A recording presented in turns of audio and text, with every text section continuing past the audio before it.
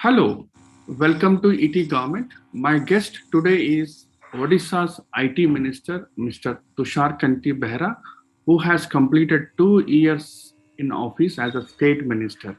How does he describe the tenure?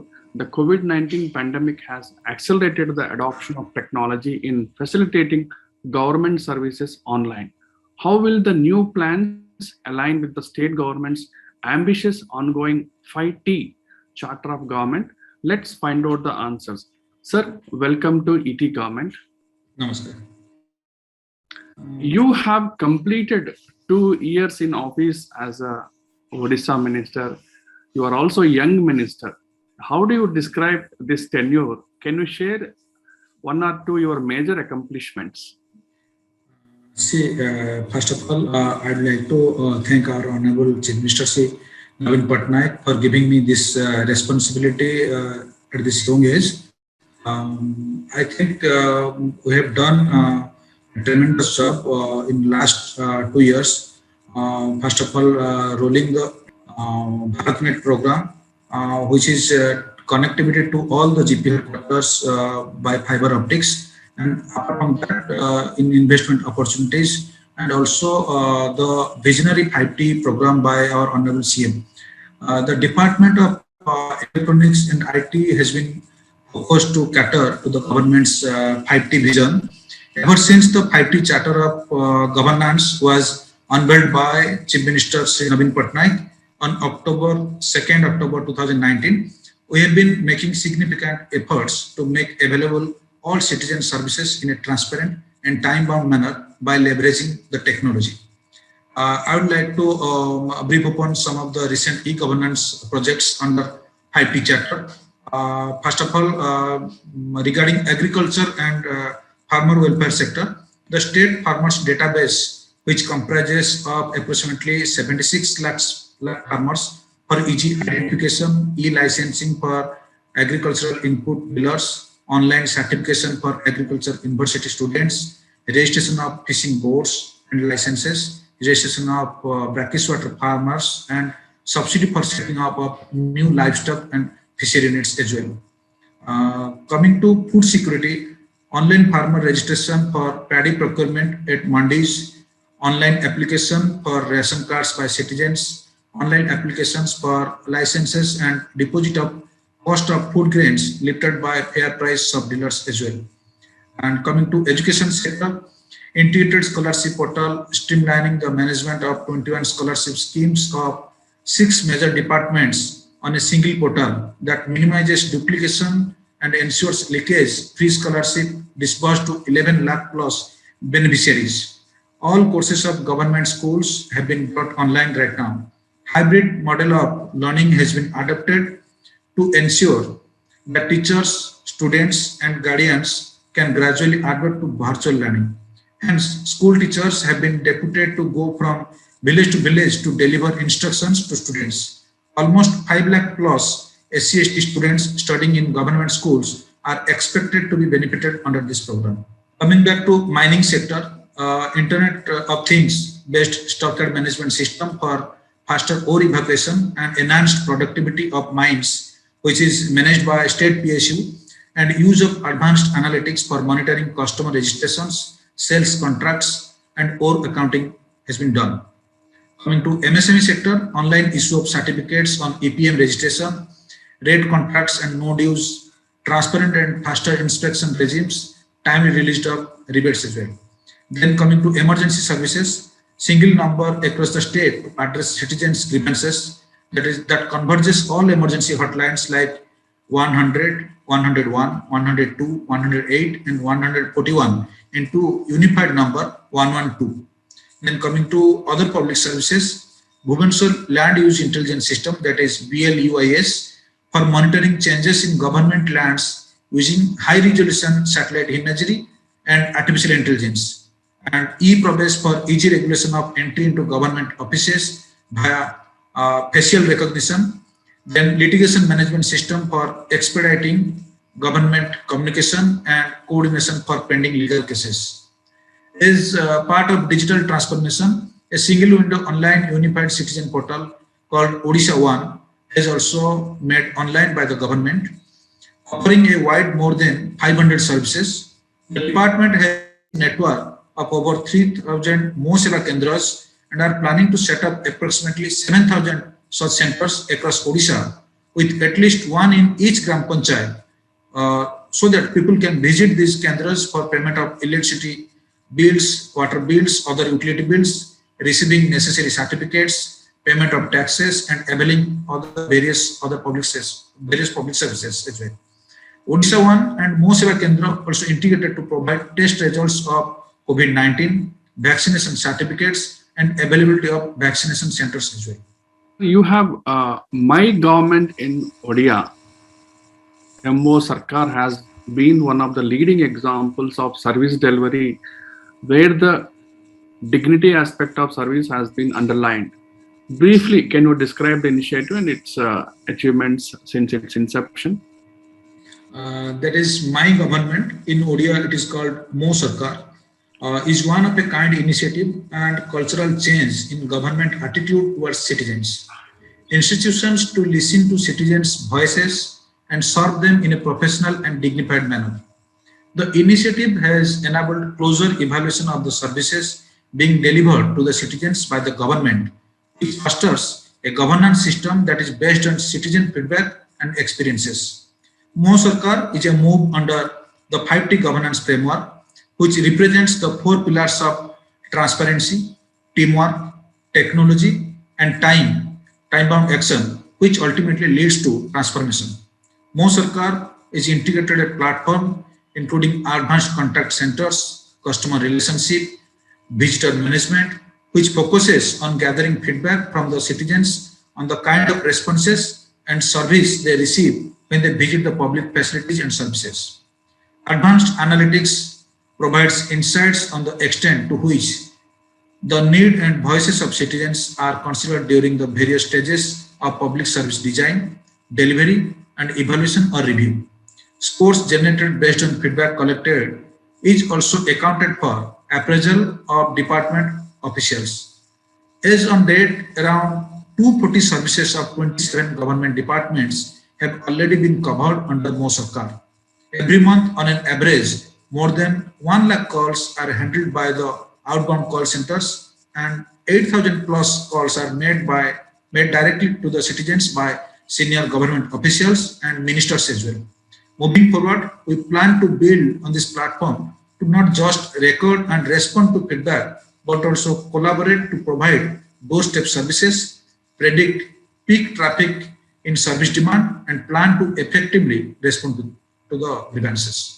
Your state government IT policy was way back in 2014 and 15, which was valid till 2020 year. What is the latest update on your new policy, which is under perhaps approval of the government? Can you just throw a highlight on that? The state government had formulated an ICT policy in 2014-15, which was valid till 2020. We have now revamped this ICT policy, keeping in view the changing landscape and ecosystem of IT and ITS industries as well as electronics manufacturing. So the final policy document is under approval of the government. Our new futuristic ICT policy will support expansion of existing IT industries, enable new investments in IT and ESDM domains. Interestingly, we will have separate and focused policy documents on ESDM, BPO, and data center or parks in Odisha this year. We are coming with exciting fiscal and non-fiscal incentives for the new investors that are linked to both employment and investments. Apart from the thrust on employment generation, our focus is on expanding and leveraging emerging technologies. These policies will strive to position Odisha as a favorable destination for IT investment in Eastern region as well. Government of India has come out with reforms in electronic manufacturing sector, and they have come out with some kind of new policies as well. So I just want to check with you, what are the measures being taken by the Odisha to make electronic manufacturing hub in your state? And what is the current status of electronics manufacturing in your state, if you can highlight? We have developed an electronic manufacturing cluster straddling over 207 acres on the periphery of Bhubaneswar, which offers plug-and-play space for investors in the ESTM sector. Some of the approved units have already commenced operations within this cluster. We have got many other proposals that are in various stages of approval.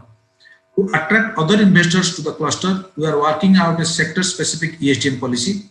We believe that with right blend of policy, quality infrastructure, uninterrupted power supply and water supply, and a stable political ambience, Odisha will turn into the preferred destination for electronics investments. With abundance of land, water, electricity, talent at every level of manpower, and stable and progressive government, we see the ESTM sector to take up in a big way in the coming 2-3 years. Could you share information on your public-private partnerships with the IT industry to create adequate ICT infrastructure in Odisha and strengthen government to citizen services? The colossal COVID pandemic was an unforeseen experience for most of us. To ensure that the government is ready for any exigent situation, we adopted a two-pronged strategy. Okay. The first was to strengthen the infrastructure to handle the worst that might befall. Second, we tried to understand the prevailing situation across the globe and study the best practice to contain the spread of the virus. The government partnered many private tech consulting and development firms like E&Y, Facebook, Deloitte, SAS, and Diagnostic Robotics, who provided the appropriate solutions. Besides, in order to connect with citizens and provide them useful medical advisories during the pandemic, the Electronics and IT department set up a 100-seater call center with technical support from global technology leaders like Abhay, and to enable all government officials to work seamlessly from anywhere, the department created a secure environment within the government offices equipped with a video conferencing facility on Microsoft Teams. To strengthen the IT ecosystem, we have been offering support to the IT industry through subsidies and reimbursements under the provision of the ICT policy. IT and ICT companies in government facilities and designated IT parks are getting the benefit of lease rental reimbursement as per the policy. During the peak pandemic, the government waived off rent and other charges from March to June 2020. Now, as we speak, we are undergoing the challenges of COVID-19 phase 2, and collaborative efforts are underway to bring technology to aid administration as well as people in general. One thing we have understood is COVID pandemic has helped state governments or accelerated the technology implementations in government services. In your government, with respect to adoption of technologies, what has been your experience? Maybe what are the challenges that you have for taking the technology to your departments? See, of course, any new has its share of challenges, be it policy or technology. We need consensus and prepare the ground for its smooth implementation. But we are not overwhelmed by challenges. Rather, we view onboarding of emerging technologies as a huge enabler in enhancing the quality of citizen-centric administration and aligning better with our IT governance framework. The first challenge we need to navigate for adoption of emerging technologies is skilling our workforce. Without knowledge of the applications of such technologies, our resources would not be at ease in using them. The other challenges rest on data authenticity and ensuring security in use of such niche technologies to check data breaches. We also need to intensify efforts on digital inclusion, as technology cannot give us the full benefits if digital divide prevails. We see immense opportunities in leveraging emerging technologies to leapfrog in our journey of e-governance and digital democracy. I don't believe any single groundbreaking technology in isolation can help us unravel the transformation. A confluence of emerging technologies like machine learning, artificial intelligence, virtual reality, blockchain, Internet of Things, and robotic process automation is needed for a more collaborative, participatory, inclusive, and outcome-driven engagement of the government with citizens and other stakeholders. Among emerging technologies, AI, when used in concert with IoT, can help establish a predictive governance model wherein the government can mine legacy data, citizen responses, and data on a host of macro and micro factors to preempt problems rather than only reacting to them. We believe blockchain technology can be tapped for keeping our records safe and encrypted. On the other hand, RPA promises to substitute human intervention in many government tasks and processes that are error-prone, mundane, and repetitive. Our government has always been the pioneer in leveraging emerging technologies for the benefit of all the stakeholders. We have experimented blockchain in paddy procurement allotment system and used predictive analytics in COVID and the state dashboard. What has been your experience in using cloud infrastructure adoption? If you can briefly. See, Electronics and IT department has designed and implemented cloud-enabled state data center for hosting of applications as part of Go Cloud infrastructure initiative using cloud computing technologies. Designed, deployed, integrated, and configured and implemented the government of Odisha private cloud that is known as Go Cloud. This comprises software-defined infrastructure services for computing, networking, storage, tenancy security, and service management using cloud computing technologies. The infrastructure is designed to be easily and quickly provisioned with minimal effort and cost. The focus of this is to accelerate delivery of e-services in the state while optimizing ICT spending of the government. This will ensure optimum utilization of the infrastructure and speed up the development and deployment of e-governance applications. This infrastructure is designed for rapid and on-demand provisioning of computerizing, networking, storage, and services to user departments with appropriate SOP. More than 150 applications hosted on cloud supporting department across state 24/7. Go Cloud plans to enhance our proficiency in providing services such as platform as a service and IaaS, that is infrastructure as a service, to promote collaboration, targeting to provide departments with properly configured secure private environment so that they can deploy applications using self-service portals at minimum internal and external risks. OSWAN, which is a state wide area network, is established for a state that improves government efficiency.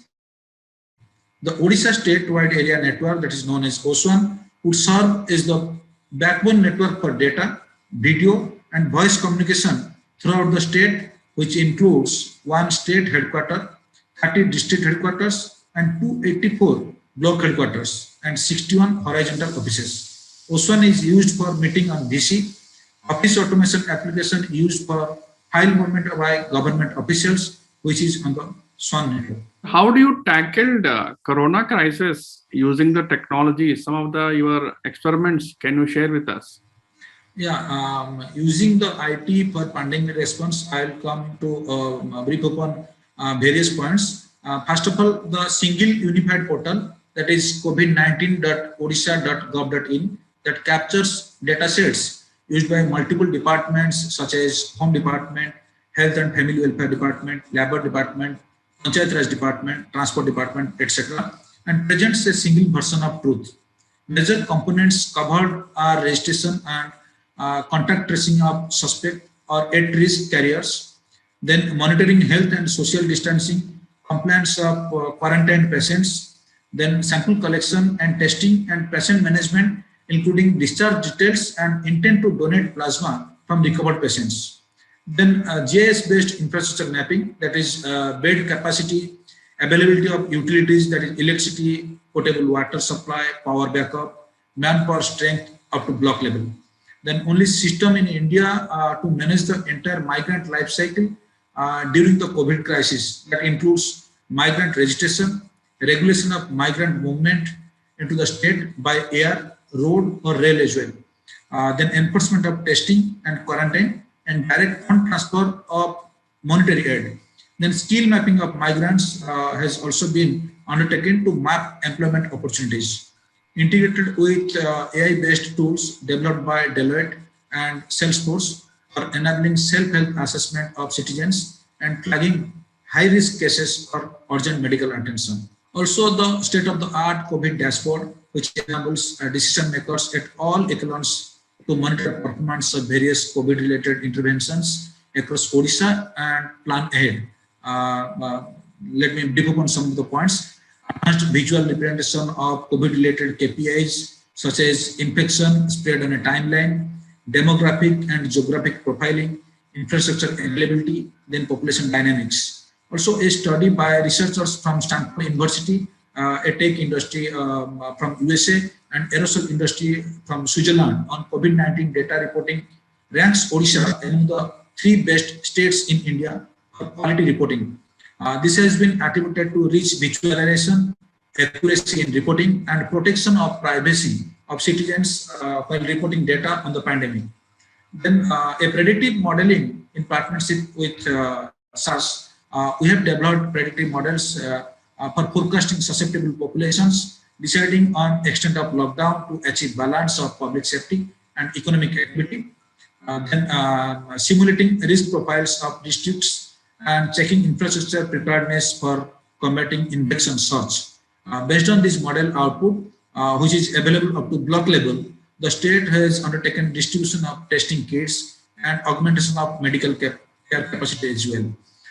In partnership with Tirupati IIT and Facebook, we conducted an analysis of anonymized Facebook data sets available under its data for a good program of users was done to check adherence to lockdown restrictions in COVID hotspots and strengthen enforcement in critically affected areas with high mobility, especially during nights.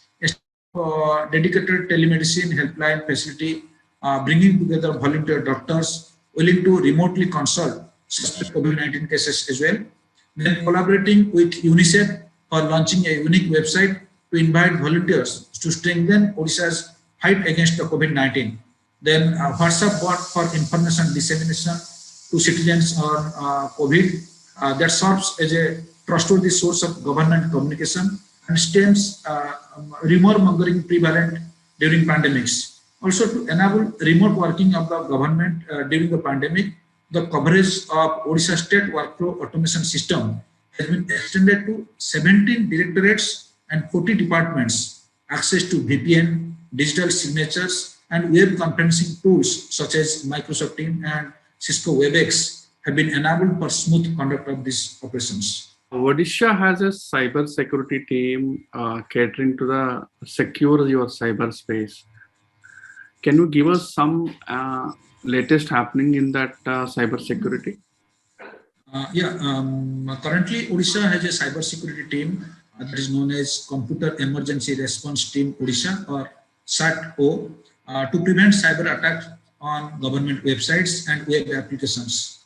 The Electronics and Information Technology Department has a team as a part of the state crisis management plan to deal with matters related to cyber security and cyber terrorism effectively.